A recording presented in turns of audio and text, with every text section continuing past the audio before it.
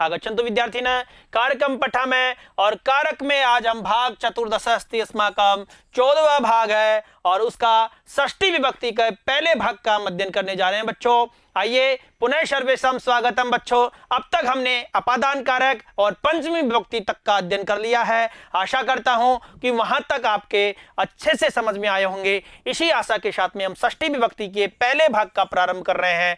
पुनः सर्वेशम स्वागतम। देखते हैं बच्चों और षष्ठी विभक्ति का पहला सूत्र क्या कहता है। षष्ठी शेषे यानी षष्ठी शेषे यानी बच्चों कहा गया था, मैंने सबसे पहले आपको एक बात बताई थी। क्या बात बताई थी कि कारक कितने होते हैं, 6 होते हैं और उन 6 कारकों के अलावा जो भी कुछ बचता है वो किस में जाता है, षष्ठी शेषे में। षष्ठी शेषे यानी शेष जो भी बच जाता है 6 कारकों के अलावा वो सब षष्ठी विभक्ति में चला जाता है। उसका हम अध्ययन करेंगे बच्चों। और इसकी वृत्ति मैंने दी है कारक प्रातिपदिकार्थ व्यतिरिक्त स्वस्वामी भावादि संबंध शेषः तत्र षष्ठी स्यात्। और इसका मतलब हुआ 6 कारकों एवं प्रातिपदिकों के अलावा बचे हुए विषय स्वस्वामी भाव, उत्पाद्य, उत्पादक भाव, प्रतिपाद्य, प्रतिपादक भाव और प्रकृति विकृति भाव आदि में षष्ठी विभक्ति होती है। और ये संबंध की विभक्ति होती है बच्चों। किसकी विभक्ति होती है, संबंध की। मैंने सबसे पहले बताया था ना आपको, अयोध्या या राजा यानी राजा का संबंध किससे है, अयोध्या का। और यह संबंध क्रिया से न होकर कर्ता कर्म आदि कारकों से होता है बच्चों। आइए देखते हैं प्यारे बच्चों। अब जैसे समझो ये संबंध किस प्रकार का होता है, स्वस्वामी भाव संबंध। स्वस्वामी भाव संबंध में मैंने उदाहरण दिया है, बहुत प्रसिद्ध उदाहरण है, राज्ञः पुरुषः। राज्ञः पुरुषः और राजा में कौन सी विभक्ति है, यहाँ षष्ठी विभक्ति है। और षष्ठी विभक्ति है और पुरुष में प्रथमा यानी राजा का आदमी। और यहाँ स्वस्वामी भाव संबंध को बताने के लिए इस षष्ठी विभक्ति का यहाँ प्रयोग किया गया है। उसी प्रकार से शिवस्य चरणौ यानी शिव के चरणों में, शिव के चरणों में और स्वस्वामी भाव संबंध है यहाँ भी प्यारे बच्चों। उसी प्रकार से कक्षायाः अध्यापक है। कक्षाया में कौन सी विभक्ति है, षष्ठी विभक्ति है यानी कक्षा का अध्यापक, यानी यहाँ भी स्वस्वामी भाव संबंध है। उसी प्रकार से क्षेत्रस्य स्वामी यानी खेत का मालिक, स्वस्वामी भाव संबंध है। उसी प्रकार से दशरथस्य पुत्रः, दशरथ का पुत्र, जन्य जनक भाव संबंध है यहाँ बच्चों। यानी दशरथ का पुत्र कौन है, राम, दशरथस्य पुत्रः यानी दशरथ का पुत्र। यहाँ दशरथस्य में षष्ठी विभक्ति है। और यहाँ जनन्य यानी जनक और जन्य यानी जिसका कोई किसी पुत्र का संबंध हो उसका संबंध है प्यारे बच्चों।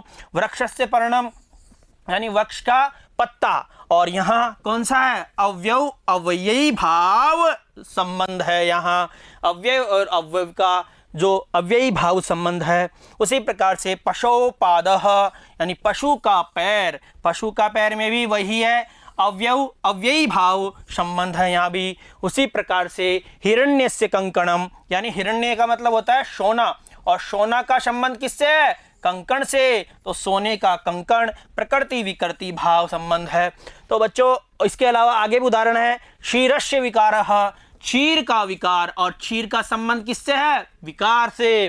तो यहाँ प्रकृति विकृति भाव संबंध है। उसी प्रकार से गवाम समूह है यानी गायों का समूह, गायों का समूह में समूह है, समूही भाव संबंध है। उसी प्रकार से कुंभस्य स्वामी, घड़े का स्वामी, समीप समीपी भाव संबंध है। उसी प्रकार से पृथिव्या स्वामी, पृथ्वी का स्वामी। तो यहाँ पाल्य और पालक भाव संबंध है। कहने का मतलब यह है बच्चों कि 6 कारकों एवं प्रातिपदिकों के अलावा बचे हुए विषय है ना जिनमें किसी प्रकार का संबंध है, यानी स्वस्वामी भाव, ये जो मैंने उदाहरण बताए हैं इनका जो संबंध है वो इसमें बताया गया है। राजा का किसके साथ संबंध है? पुरुष के साथ। शिव का किसके साथ है? चरणों के साथ। कक्षा का किसके साथ संबंध है? अध्यापक के साथ। और खेत का किसके साथ संबंध है? स्वामी के साथ। उसी प्रकार से दशरथ का संबंध किसके साथ है? पुत्र के साथ। उसी प्रकार से वृक्ष का संबंध किसके साथ है? पत्ते के साथ, पर्ण के साथ। उसी प्रकार से पशु का संबंध किससे है? पैरों से है। उसी प्रकार से हिरण्य से संबंध किसका है? कंकण से, यानी जो सोने का कंकण है, कड़ा है, उससे इसका संबंध है। उसी प्रकार से क्षीर का संबंध विकार से। गायों का संबंध किससे है? समूह से है। उसी प्रकार से कुंभस्य स्वामी, कुंभ का स्वामी यानी समीप समीपी भाव संबंध है। और पृथ्व्या स्वामी यानी पृथ्वी का स्वामी। यहाँ पाल्य और पालक। पाल्य कौन है बच्चों? और पालक कौन है? स्वामी। और पृथ्वी क्या है? पाल्य है। तो कहने का मतलब यह है कि जहां संबंध दिखाया जाता है वहां कौन सी विभक्ति होती है? षष्ठी विभक्ति होती है। संबंध के ये प्रकार हो सकते हैं: स्वस्वामी भाव, जन्य जनक भाव, अव्ययी अव्ययी भाव, और उसी प्रकार से प्रकृति विकृति भाव, समूह समूही भाव, समीप समीपी भाव, पाल्य पालक भाव संबंध है। आइए आगे देखते हैं। कर्तृ कर्मणो कर्ति बहुत प्रसिद्ध उदाहरण है बच्चों, यानी कृत योगे कर्मणि कर्तृ च षष्ठी स्यात्, यानी कृत योग में, कर्ता में और कर्म में कौन सी विभक्ति होती है? षष्ठी विभक्ति होती है। और मैंने इसको नीचे स्पष्ट करने की कोशिश की है प्यारे बच्चों, और इसमें स्पष्ट किया है सत्री और शानच, त्वा, क और त्वय, वा, कत्वा, तुमोन, इक्त और इक्तवतु प्रत्ययों के अलावा, इन प्रत्ययों के अलावा सत्री, शानच, त्वा, तुमोन, ता और त्वतु प्रत्ययों के अलावा कृत प्रत्यय वाले शब्दों के योग में कर्ता व कर्म में कौन सी विभक्ति हो जाती है? षष्ठी विभक्ति हो जाती है। कर्ता और कर्म में कौन सी विभक्ति हो जाती है? षष्ठी। तो बच्चों देखो, समझो मैंने क्या बताया है यहाँ। अब इसमें इसमें कौन सा प्रत्यय है? तीन प्रत्यय देखो। और इसमें कौन सा प्रत्यय है? अण प्रत्यय। इसमें कौन सा है? लुट प्रत्यय। इसमें कौन सा प्रत्यय है? वो प्रत्यय, अप्रत्यय। और इस प्रकार से जो भी इन प्रत्ययों के अलावा कृत योग में सत्री, शानज, त्वा, तुमन, उक्त, तुवतु प्रत्ययों के अलावा जो कृत प्रत्यय हैं उनके योग में क्या होती है? षष्ठी विभक्ति होती है। अब यहाँ योग है तो इसलिए यहाँ कर्ता में कौन सी विभक्ति आ गई? षष्ठी आ गई। कृष्णस्य में कौन सी विभक्ति आ गई? षष्ठी विभक्ति आ गई। तो कृष्णस्य कृति यानी कृष्ण की कृति यानी रचना। उसी प्रकार से सूर्यस्य उदय। अब यहाँ इसमें भी कृत प्रत्यय है। उदय में कौन सा प्रत्यय है? कृत प्रत्यय है, यानी और इसके कारण यहाँ सूर्यस्य में कौन सी विभक्ति हो गई? षष्ठी हो गई। उसी प्रकार से गमनम में लुट प्रत्यय है और लुट कृत प्रत्यय आता है बच्चों, और कृष्णस्य में इसलिए यहाँ षष्ठी विभक्ति हो गई। तो तीनों में कर्ता में देखो, कर्ता है ना, ये कर्ता में कौन सी विभक्ति हो गई? षष्ठी। उसी प्रकार से अब कर्म में देखते हैं। श्लोकस्य पाठक है, यानी श्लोक का पाठक। श्लोक क्या है? एक तरह से कर्म है बच्चों, और उसमें यहाँ पाठक होने के कारण श्लोक में कौन सी विभक्ति आ गई? षष्ठी विभक्ति आ गई। उसी प्रकार से ग्रंथस्य पाठ है और इसलिए यहाँ अण प्रत्यय है, और ग्रंथस्य में कौन सी विभक्ति आ गई? षष्ठी विभक्ति आ गई बच्चों। उसी प्रकार से लेखस्य पाठक है, तो इसमें लेखस्य में कौन सी विभक्ति आ गई? षष्ठी आ गई, क्योंकि यहाँ भी कर्म में षष्ठी हुई है। भोजनस्य पाक है, भोजन का पाक, तो यहाँ भी कर्म में विभक्ति षष्ठी हो गई। तो कहने का मतलब यह है कि कृतृ कर्मणो कृति सूत्र ये कहता है कृत योग में यानी कृत प्रत्यय के योग में कर्ता में और कर्म में कौन सी विभक्ति होती है? षष्ठी विभक्ति होती है। और कृत प्रत्ययों में इनको छोड़ के सत्री, शानच, त्वा, तुमुन, इक्ता और इक्तवतु प्रत्ययों के अलावा इन प्रत्ययों को छोड़कर जितने भी कृत प्रत्यय हैं यानी कृदंत प्रत्यय हैं। प्रत्यय बच्चों कितने प्रकार के होते हैं? कृदंत और तद्वित, इसके अलावा स्त्री प्रत्यय होते हैं। तीन प्रकार के प्रत्यय होते हैं: कृदंत, तद्वित और स्त्री प्रत्यय। कृदंत प्रत्यय धातुओं से होते हैं, तद्वित प्रत्यय यानी शब्दों से होते हैं। इसके अलावा स्त्री प्रत्यय शब्दों में स्त्री लिंग बनाने के लिए जिन प्रत्ययों का प्रयोग किया जाता है वो स्त्री प्रत्यय कहलाते हैं। तो उनका हम अध्ययन करेंगे आने वाले समय में। तो बच्चों आपके ये अच्छे समझ में आया होगा। इसी आशा के साथ में हम अगला सूत्र देखते हैं बच्चों। इक्तस्य च वर्तमाने। इक्तस्य च वर्तमाने सूत्र क्या कहता है कि वर्तमान अर्थ वाले इक्ता प्रत्यांत शब्दों के योग में षष्ठी ही होगी। यानी इक्ता प्रत्यय प्रत्यांत, देखो मैंने ये श्लोक बताया था ना, सत्री, शानच, इक्तवा, तुमुन, इक्ता। अब यहाँ मैंने ये चीज बता दी थी इक्ता, और इनके अलावा ही षष्ठी विभक्ति हो रही थी ना, लेकिन यहाँ इक्ता को मैंने स्पेशल बताया था। तो इसी का एक अगला एक सूत्र है कि वर्तमान अर्थ वाले प्रत्यांत शब्दों के योग में षष्ठी ही होगी। लेकिन इसमें बात ये इन्होंने जोड़ दी कि वर्तमान जिनका अर्थ है, वर्तमान अर्थ वाली जो शब्द प्रत्यांत शब्द हैं, उनके योग में कौन सी विभक्ति होगी? षष्ठी होगी।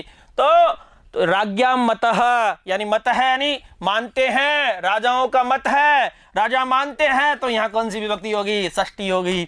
उसी प्रकार से बुद्धा में भी इक्ता प्रत्यय है, तो यहाँ राज्ञाम बुद्धः, राजा जानते हैं, यानी वर्तमान अर्थ वाले जितने भी है। इक्ता इक्तवतु जो प्रत्यय होते हैं प्यारे बच्चों, वो भूतकाल के अर्थ को दिखाने के लिए होते हैं। लेकिन जो इसमें यहाँ इक्ता प्रत्यय वर्तमान अर्थ में है, वर्तमान अर्थ वाले इक्ता प्रत्यय हैं, उनमें भी षष्ठी विभक्ति होती है। जैसे राज्याम पूजितः, तो यहाँ भी षष्ठी विभक्ति होगी, राजा पूजते हैं। तो राज्ञाम मतः, राज्ञाम बुद्धः, राज्ञाम पूजिता। तो इस प्रकार से इनका भी ध्यान रखना है बच्चों। आइए चलते हैं चौथे सूत्र की ओर। उभय प्राप्तो कर्मणि। उभय प्राप्तो कर्मणि सूत्र क्या कहता है कि उभयो प्राप्तिर यस्मिन् कर्ति तत्र कर्मण्येव षष्ठी स्यात्, यानी कृत प्रत्यय के परे रहते, कृत प्रत्यय के परे रहते जब पूर्व सूत्र में कर्म और कर्ता दोनों में षष्ठी प्राप्त हो तो कर्म में ही षष्ठी होगी, कर्ता में नहीं। तो क्या कहा है देखो, कृत प्रत्यय के परे रहते, कृत प्रत्यय है कि नहीं? त्रिच प्रत्यय यहाँ कर्ता में कौन सा प्रत्यय है? त्रिच। तो कृत प्रत्यय है कि नहीं है? कृत प्रत्ययों के परे रहते जब पूर्व सूत्र में कर्म और कर्ता दोनों में षष्ठी विभक्ति प्राप्त हो। अब यहाँ कृष्णस्य जगतः कर्ता, कृष्णस्य जगतः कर्ता, तो यहाँ दोनों में षष्ठी प्राप्त थी, तो कर्म में ही षष्ठी होगी, तो कर्ता में नहीं। तो यहाँ कर्ता, कर्ता क्या है? ये, और कर्म ये है। तो कहने का तात्पर्य है कि कर्ता और कर्म में जब दोनों षष्ठी विभक्ति प्राप्त हो तब क्या होता है? कर्ता में षष्ठी न हो करके कर्म में ही षष्ठी होती है। तो कृष्ण है जगतः कर्ता, यानी कृष्ण कर्ता है, यहाँ जगत है क्या है? कर्म है। तो इस प्रकार से ये भाग हमारा यहीं पूर्ण होता है बच्चों। तो उभय प्राप्तो कर्मणि में ये कहता है कि जब कर्ता और कर्म में दोनों में षष्ठी विभक्ति प्राप्त हो तो हमको क्या करना है? कर्म में ही षष्ठी विभक्ति करनी है। और इससे पहले इक्तस्य च वर्तमाने, यानी इक्ता प्रत्यांत शब्दों में क्या होता है? षष्ठी नहीं होती है। लेकिन यदि वर्तमान अर्थ वाले इक्ता प्रत्यय हैं तो उनमें षष्ठी विभक्ति होती है प्यारे बच्चों, इसको जाना। इससे पहले हमने कर्तृ कर्मणों कर्ति में क्या कहा? कृत प्रत्यय वाले शब्दों के योग में कर्ता व कर्म में षष्ठी विभक्ति हो जाती है, यानी कर्ता और कर्म दोनों में षष्ठी विभक्ति हो जाती है। लेकिन इन प्रत्ययों को छोड़ करके इसको जान लिया बच्चों। इससे पहले हमने षष्ठी से सूत्र में जाना कि जो 6 कारक हैं, उन 6 कारकों के अलावा जो भी कुछ बचता है वो षष्ठी विभक्ति में जाता है। तो इस प्रकार से हमारे ये षष्ठी विभक्ति का पहला भाग अच्छे से समझ में आया होगा। इसी आशा के साथ में हम द्वितीय भाग के साथ में फिर मिलते हैं। धन्यवाद। पुनर्मिलामः। नमो नमः।